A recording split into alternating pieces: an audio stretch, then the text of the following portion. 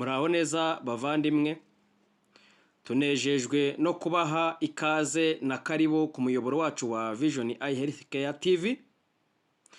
Nkuko dusanzwe tumenyeranye rero mu biganiro bigiye bitandukanye bica kuri uyu muyoboro wacu, turi kumwe na muganga w'amaso tumenyeranye Mbonigaba Job. Uyu munsi twabateguriye ingingo y'ingenzi nkuko murimo murabibona, ni ingaruka ituruka ku gukoresha imiti y'ibyatsi cyangwa se imiti ya gakondo. Ubusanzwe mu buzima busanzwe, imiti dukoresha mu maso yacu igira akamaro kanini kagiye gatandukanye kugira ngo ibashe kutuvura uburwayi bugiye butandukanye. Reka duse nkaho twatanga nk'urugero imwe mu miti yifashishwa mu maso kugira ngo ibashe gufasha uburwayi bugiye butandukanye. Hari imiti ikoreshwa mu kugira ngo ijisho ryacu rigiye kumagara cyangwa imboni ye kumagara. Iyo miti iri mu bwoko bwa lubricating eye drops cyangwa se drugs. Hakaza iyo twagiye tureba mu biganiro byatambutse, ari ikora ku mareriji ariko yaturutse kuri virusi, ari ikora ku mareriji yaturutse ku kirere, ari n'ikora ku mareriji agiye atandukanye yatewe n'ama infection atandukanye. Ubwo twagiye tubonyamo amoko y'iyo miti agiye atandukanye. Hakaza ubwo ndimo ndivugira imiti y'ibitonyanga, ishobora kuba y'ibitonyanga, ishobora kuba y'amavuta, ishobora no kuba ari imiti batera mu jisho. Ubwo no kuvuga ngo narimvuze ubwoko bw'iyo miti. Noneho hakaza imiti y'ibitonyanga irwanya umuvuduko w'amazi mu jisho, antiglomatic drugs. Noneho hakaza n'indi miti irwanya ama infection, ubwo ari ama infection yaturutse kuri virusi, ari yaturutse ku ma infection n'izindi infection zitandukanye. Hakaba hagiye harimo amoko y'imiti ifasha umuntu muri ubwo buryo.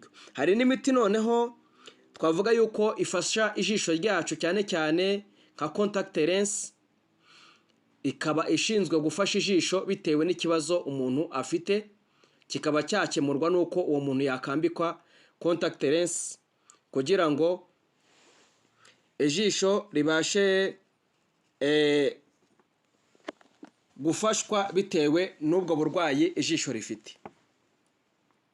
Rero muri ubu buryo iyi miti iragenda igakora akazi kayo, ikabasha kuvura ijisho ryacu nk'uko bisanzwe, maze umusaruro ukaboneka. Nimba ari ikibazo cyo kumagara kw'ijisho kigakemuka, nimba ari ikibazo cy'uko amaso y'ikirere byo gukuba no kubyiringira bigakurwaho, nimba ari ikibazo kijyanye n'ama infection agakurwaho. Rero ndagira ngo mvuge mu ngaruka zikomeye kandi mbi zitari nziza zituruka ku gukoresha imiti y'ibyatsi cyangwa se ya gakondo. Ubusanzwe ijisho ryacu Imana yaturemanye rigizwe n'uduce dusa nkaho tworohereye, noneho ugasanga bitewe n'imiti y'ibyatsi irimo irashyirwamo, ugasanga imiti y'ibyatsi ubusanzwe bifite ama concentration ari hejuru cyangwa se ubukana buri hejuru. Noneho ugasanga biroroshye cyane kuba twa duce tworoheye tw'ijisho dushobora guhita n'ubundi tuba twafashwe n'indwara, noneho bikaba byakorohera utwo duce kuba twahita twangirika mu buryo bworoshye. Purusa, munsi ya purusa 5 y'imiti dushyira mu maso, yaba ari y'amavuta, yaba ari y'ibitonyanga cyangwa se y'amazi, ni ukuvuga ngo munsi ya 5% iyo miti ibasha kugenda ikinjira mu mboni y'ijisho ryacu, maze ikagenda ikajya gukora ku kibazo cyangwa se ku burwayi, aho uburwayi bw'ijisho buba buherereye, maze ikibazo umuntu aba afite kigakemuka. Noneho purusa zisigaye ubwo ni hejuru yaho, ni ukuvuga ngo yo ikagenda ikinjira ikaba absorbed muri systeme systeme circulation, noneho nayo ikagenda ikajya binyuze mu nzira z'amaraso ikagenda ikajya gukora akazi kayo ku burwayi, igatanga icyo twakwita therapeutic effect, igatanga umusaruro nyawo. Rero bavandimwe, reka mbabwire ngo ngiye kuvuga kuri ibi bintu murimo mukubona imbere yanyu, ingaruka mbi ziteza ibibazo. Rimwe na rimwe umuntu agatakaza urugingo rw'ijisho, kandi narababwiye ngo ijisho ryacu navuga ko ariyo soko y'iterambere ryacu, navuga ko ariyo soko y'inzozi zacu z'ejo hazaza kugira ngo bigerweho. Ni ukuvuga ngo iyo utakaje uru rugingo rw'ijisho ubaho imibereho yo kwiheba, ukabaho imibereho yo kugira igikomere kidakira. Ni ukuvuga ngo niyo mpamvu twakagombye kubungabunga ijisho ryacu nk'aho ari urugingo rudasimburwa. Nubwo haboneka insimburangingo y'ijisho, ariko ntago umuntu aba abasha kubona. Ndetse n'ibice by'imboni y'ijisho cyangwa se by'ijisho ryacu iyo byangiritse kugira ngo bibashe gusimburwa, ni ukuvuga ngo bisaba ubushobozi buri hejuru. Niyo mpamvu ari byiza gufata neza ijisho ryacu kugira ngo tubashe kuribungabunga, dukomeze tubashe kubona neza nk'uko bikwiriye, kandi dukomeze kugera ku iterambere ryacu nk'uko bikwiriye muri rusange. Uko murimo murabona hano, nibi ni ingaruka zituruka cyangwa se ziterwa no gukoresha imiti y'ibyatsi cyangwa se ya gakondo. Hamwe mu bihugu bimwe, n'ubwo wenda tuzabirebera hamwe mu biganiro biri imbere, ubushakashatsi icyo buvuga ku bijyanye n'ubushakashatsi bwakozwe, ari ibinyamakuru bitandukanye byagiye bikora ubushakashatsi ku nkuru zicukumbuye ku bijyanye no gukoresha imiti y'ibyatsi.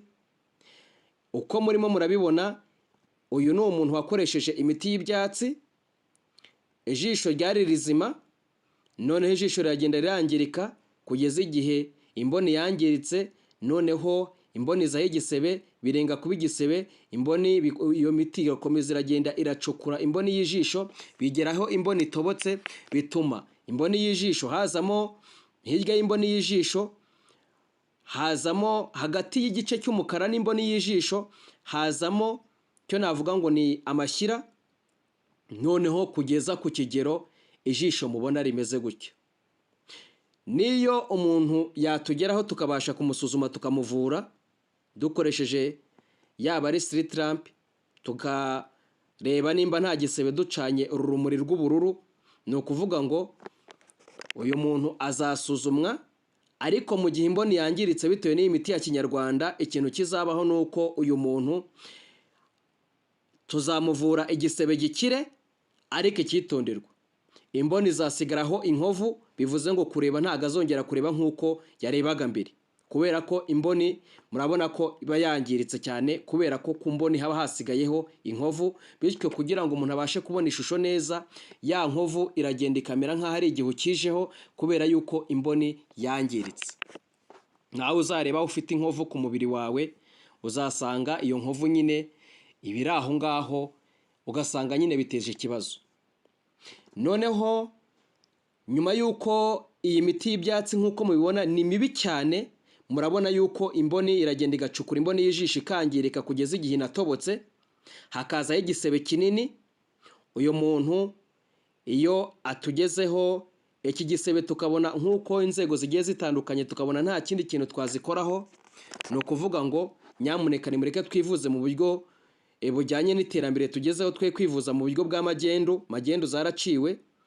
Noneho tumwohereza hejuru, cyangwa se ugasanga agiye gufata igihe runaka ari mu bitaro, nyamara ya minsi yakamaze aryamye ku gitanda mu bitaro, yakagombye kuba arimo arakozra ibyamuteza imbere n'ibyateza urugo rw'imbere, cyangwa se nimba ari umunyeshuri yakagombye kuba ari kwiga, nimba ari umushoferi, nimba ari umumotari, nimba ari umunyonzi, nimba ari umuhinzi, nimba ari n'umworozi. Akazi kose umuntu aba arimo arakora, ubwo ni ukuvuga ngo aradindira mu iterambere bitewe n'uko yakoresheje imiti y'ibyatsi. Inshuro nyinshi muzasanga abakecuru kuko batabisobanukiwe kubera ubujiji, nyamuneka nimureke turwanye ikintu cyitwa ubujiji. Ugasanga akantu kose kabonetse ku jisho ryacu ngo ni agakoko, ni agasimba, ni ishaza, ugasanga bagiye kurundamo imiti y'ibyatsi igiye itandukanye, noneho ugasanga ahubwo no ku ijisho ryari riri imbere ijisho rikagenda rikangirika. Niyo mpamvu turabagira inama y'uko nimba ubonye ikintu kidasanzwe ku jisho ryawe ukaba urwaye, nta nubwo ari no ku jisho gusa, nyamuneka ihutire kugera kuri muganga ubizobereyeho, yaba ari kuri centre de santé cyangwa se ku bigo nderabuzima. Yasanze atagufasha akohereza ku rwego rumwisumbuyeho cyangwa se ku bitaro by'uturere cyangwa se by'intara kugeza ku bitaro by'urwego rwa kaminuza cyangwa se teaching hospital, noneho bakabasha kugufasha ijisho ryawe rigakira. Ariko wirinde nyamuneka gushyiramo imiti ya kinyarwanda kuko yica ijisho, ugasanga kubona biranze, iterambere ryawe rigahagarara, ugasanga ugiye kubaho imibereho yo gusaba cyangwa se kwifuza ubufasha buturutse ku bandi, nyamara wakagombye gukora ukiteza imbere biturutse ku mpamvu y'ubujiji no kwivuza mu buryo bw'amagendu, mu buryo butemewe. Nyamuneka rero turabagira inama, nimba ufite ikibazo cy'ijisho gana muganga ku bitaro bigiye bitandukanye. Hari inzobere zabihuguriwe zibizi zabyigiye, nicyo zigiye, zishinzwe gufasha abantu kugira ngo ubu bujiji bucike, kugira ngo uburwayi bw'amaso bucike, kugira ngo ubuhumyi bucike, kugira ngo indwara z'amaso zitandukanye bashe kuzivura zikire. Nyamuneka muzirikane ko ntago turi Imana, ntago tubasha kurema, ariko ibishoboka iyo muje turabafasha. Nyamuneka rero nimba ufite ikibazo cy'amaso irinde gushyiramo imiti ya kinyarwanda, ahubwo egera muganga wabyigiye abashe kugufasha. Kwirinda biruta kwivuza, kandi kwivuza ku gihe biruta gukoresha uburyo bw'amagendu cyangwa se imiti y'ibyatsi traditional eye medicine, bityo bikaba byadutera ingaruka yo kutakaza urugingo rw'ijisho, kutabona, bikaduteza ubuhumyi. Nyamuneka tugerageze tugane amavuriro atwegereye kugira ngo bashe kudufasha. Rero nimba wakunze ibiganiro byacu kubera amakuru tukugezaho agiye atandukanye, gerageza kubisangiza abandi bari hirya no hino, babashe gusobanukirwa n'ingaruka zo gukoresha imiti y'ibyatsi cyangwa se imiti ya gakondo ku jisho ryacu.